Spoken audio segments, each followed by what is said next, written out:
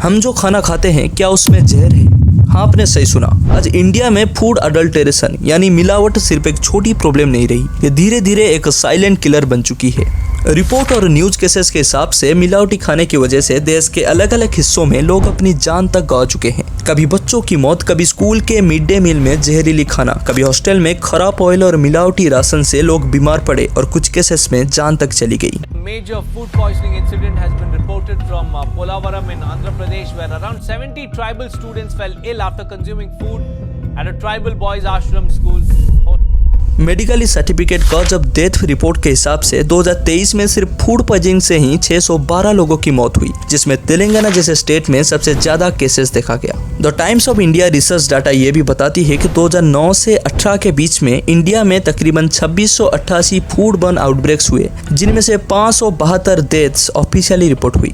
यानी हर साल dozens of लोग सिर्फ खाने की वजह से अपनी जान गंवा देते हैं। सबसे डरावनी बात यह है कि सुबह से लेकर शाम तक हम जो भी खाना खाते हैं, जैसे कि दूध, सब्जी, मसाले, ऑयल, मिठाई या फिर ब्रेड, इनमें कहीं ना कहीं केमिकल, सिंथेटिक सब्सटेंसेस या मिलावट पाई जाती है। और ये सिर्फ पेट ही खराब नहीं करते, लिवर डैमेज, किडनी फेलियर और कैंसर जैसे डेंजरस डिजीज का रीजन बन सकते हैं।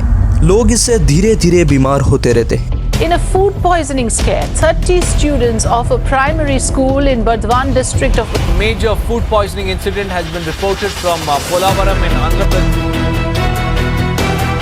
मोहाली की एक फैक्ट्री में छापे के दौरान एक कुत्ते का शव मिला।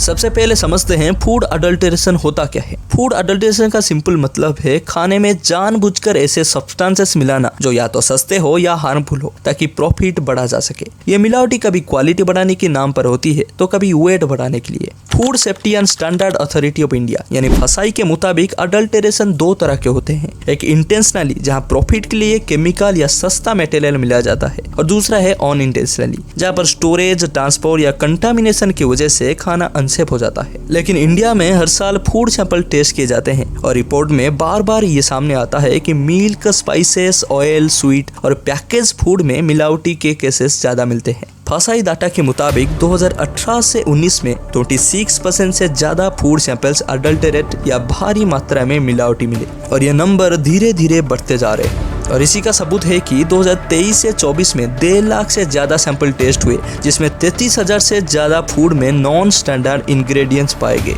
और ये सब कोई लोकल मेड चीज में ही नहीं, बल्कि इंडिया के लीडिंग कंपनी भी फूड में अडल्टेरेट कर रहे हैं। हाल ही में ट्रस्टिफाई नाम का एक यूट्यूब चैनल ने भारत के लीडिंग मिल्क ब्रांड जैसे अमूल ताजा, कंट्री डिलाइट, मदर डायरी या अमूल टेट्रा पैक का माइक्रोबायोलॉजिकल टेस्टिंग करवाया, जिसमें इकोलाई और कोलिफॉर्म बैक्टीरिया पाई गई, फसाई की सेफ्टी पैरामीटर से कई गुना ज्यादा। फसाई के अनुसार ये bacteria 10 CFU colony farming unit से ज्यादा नहीं रहना चाहिए, लेकिन अमूल ताजा में कोलिफॉर्म बैक्टीरिया 980 CFU पर मिलीलीटर पे पाया गया।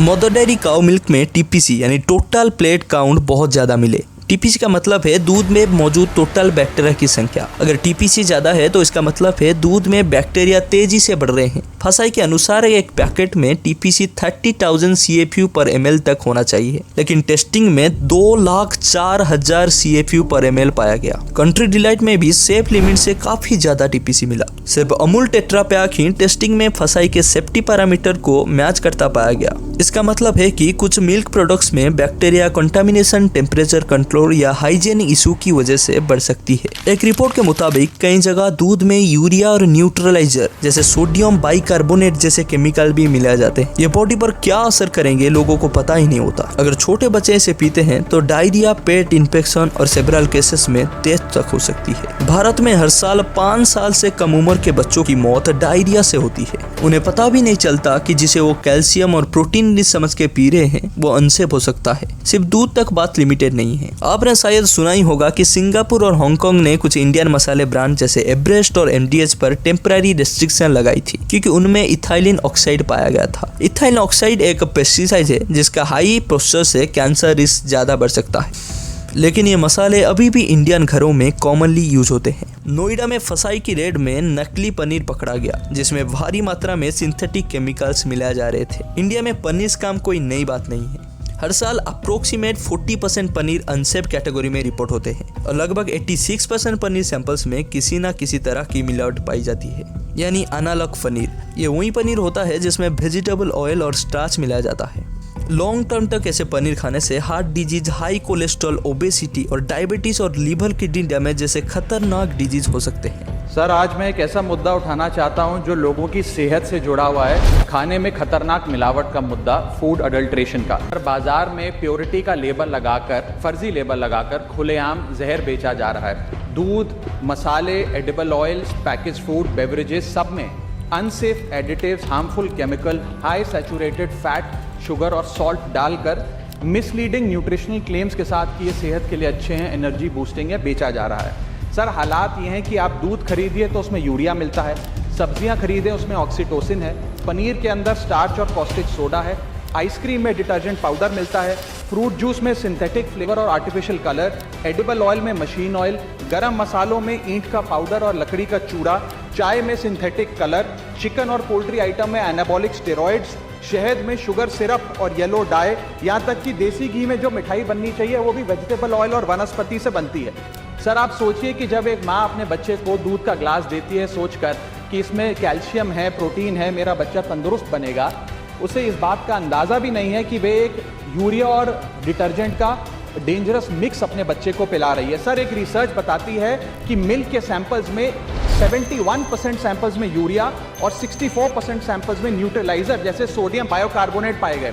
सर, इतना तो देश में मिल्क का प्रोडक्शन नहीं है जितना इस देश में दूध बेचा जा रहा है। सब्जियों जिनको हम सेहत का भंडार समझकर खरीदते हैं, उसे ऑक्सीटोसिन का इंजेक्शन लगाकर फ्रेश, हरा भरा और उसकी ग्रोथ को एक्सेलरेट कर कर बेचा जाता है। ऑक्सीटोसिन सर वो हार्मफुल केमिकल है जिससे dizziness, headache, heart failure, infertility और कैंसर जैसी बीमारियां होती हैं। मतलब वेजिटेबल्स भी अभी पूरी तरह से सुरक्षित नहीं है। सच ये है कि मिलावटी बढ़ चुकी है, लेकिन हम कुछ बेसिक प्रिकॉशन ले सकते हैं। अगर पैकेट मिल्क यूज कर रहे हो तो उसे 60 डिग्री सेल्सियस पर 30 मिनट तक गर्म करो। इससे काफी हद तक बैक्टीरिया कम हो सकते हैं। लेकिन ऐसे मिल्क छोटे बच्चों और प्रेग्नेंट महिला को देने से पहले प्रॉपर मेडिकल एडवाइस लेना चाहिए। Tetra pack milk comparatively safer होता है क्योंकि वो अल्ट्रा हाई टेम्परेचर प्रोसेस से गुजरता है।